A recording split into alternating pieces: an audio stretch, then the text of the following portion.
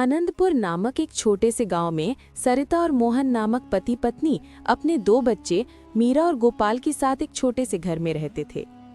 मोहन सेठ धर्मेंद्र के यहाँ खेतों में मजदूरी का काम करता था और सरिता गांव के एक बंगले में खाना और साफ सफाई का काम करती थी।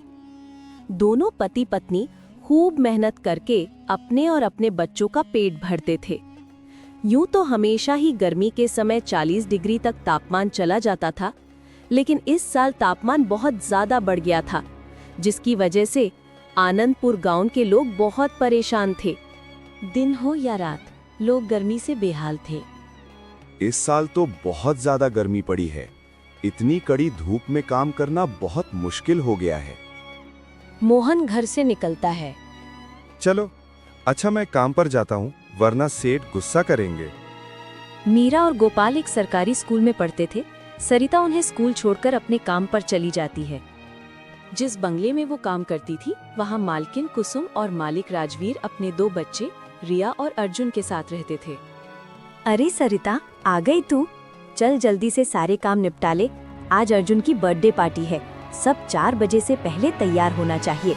और हाँ, घर सजाने में भी मेरी मदद करनी होगी। ठीक है मालकिन, सरिता ने कहा। वो सारे काम निपटाकर घर सजाने में भी मदद करती है। शाम को 7 बजे सरिता बच्चों को तैयार करके पार्टी में पहुंचती है। पार्टी बहुत शानदार थी। मीरा और गोपाल इतने बड़े और ठंडे घर को देखकर हैरान थे। अरे यार, ये घर कितना बड़ा और सुंदर है। बाहर कितनी गर्मी है, लेकिन अंदर कितनी ठंडक। अर्जुन उनकी बात सुनकर कहता है, ये घर ठंडा इसलिए है क्योंकि हर कमरे में एसी लगा है। गोपाल कहता है, ओ, मतलब एसी लगाने से घर ठंडा हो जाता है।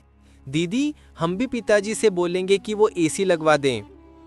इस बीच केक काटने का समय हो जाता है। केक काटने के बाद मीरा और गोपाल ठंडी हवा खाते खाते अर्जुन के कमरे के बाहर आ जाते हैं। फिर धीरे धीरे अंदर जाकर बेड पर बैठ जाते हैं। 15 मिनट में ही दोनों की आंख लग जाती है। इतने में रिया कमरे में आती है और दोनों को अपने भाई के बेड पर सोता देखकर चिल्ला उठती है। ये दोनों मेरे कमरे में क्या कर रहे हैं? माँ, इधर आओ। कुसुम भाग कर आती है। अभी के अभी मेरे बेड से उठो। सरिता, देख, तेरे बच्चों ने अपने गंदे कपड़ों से मेरा पूरा बेड खराब कर दिया। मैंने इन्हें इसलिए बुलाया था कि इनका मन लग जाएगा, पर ये तो अपनी औकात भूल गए। सरिता दौड़कर पहुंचती है। मालकिन, बच्चे नादान हैं, माफ कर दीजिए। लेकिन कुसुम चीखती है, जा, आज से काम पर आने की जरूरत नहीं। वो सरिता और उसके बच्चों को बाहर निकाल देती है। अब घर की सारी जिम्मेदारी मोहन पर आ गई थी। घर में खाने को कुछ नहीं था। हे भगवान, आज तो आटा भी नहीं है। बच्चे कैसे सोएंगे? तभी मोहन आता है। कोई बात नहीं, आज सेठ के यहाँ दावत थी, उन्होंने थोड़ा खाना बच्चों के लिए दे दिया है। उस रात सब खाना खाकर सो जाते हैं। अगली सुबह सरिता फिर से कुसुम के घर थोड़े पैसे उधार मांगने जाती है। मालकिन, घर में खाने को दाना नहीं, थोड़े पैसे दे दीजिए। कुसुम घूर कर कहती है, तेरी हिम्मत कैसे हुई यहाँ आने की? निकल जा। निराश सरिता घर लौट रही होती है कि रास्ते में एक पोस्टर देखती है। पकौड़े बनाने वाले की जरूरत है। सरिता वहीं रुक जाती है। पकौड़े तो मुझे आते हैं, अगर काम मिल जाए तो घर चल जाएगा। वो दिए गए पते पर पहुंचती है।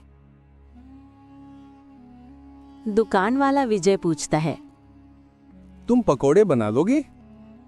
हाँ साहब, कई तरह के पकौड़े बनाती हो। विजय खुश होकर कहता है, चलो, आज से ही काम शुरू करो। सरिता काम पर लग जाती है और शाम को 300 रुपए कमाती है। वो सबसे पहले राशन खरीदकर घर लाती है। बच्चे खुश हो जाते हैं।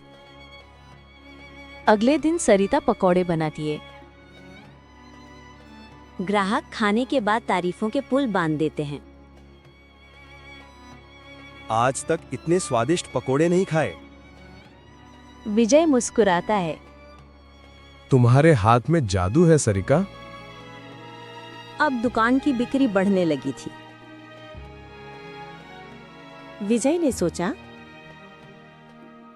कल से दुकान में एसी लगवा देता हूँ, ग्राहक ठंडी हवा में बैठकर पकौड़े खाएंगे। अगले दिन वो दुकान में एसी लगवा देता है और जैसा उसने सोचा था वैसा ही हुआ। ग्राहकों की भीड़ बढ़ गई।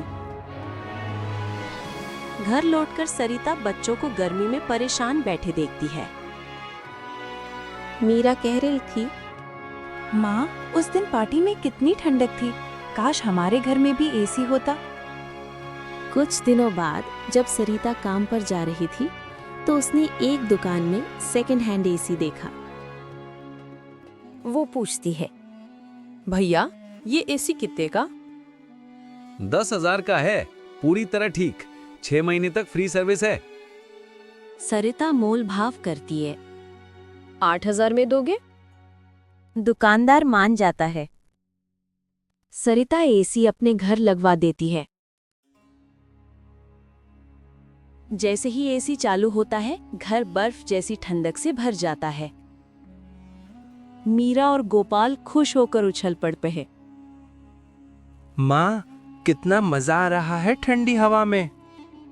मोहन भी खुशी से कहता है, तुमने बच्चों की इच्छा पूरी कर दी। अब मोहन भी सरिता के साथ पकोड़े बनाने लगता है। विजय उन्हें अच्छी तनख्वाह देता है। घर के हालात ठीक होने लगते हैं। बच्चे पूरी गर्मी ठंडी हवा में मजे से सोते हैं और सरिता, मोहन और उनके बच्चे आनंदपुर में खुशी खुशी अपना जीवन जीने लगते हैं।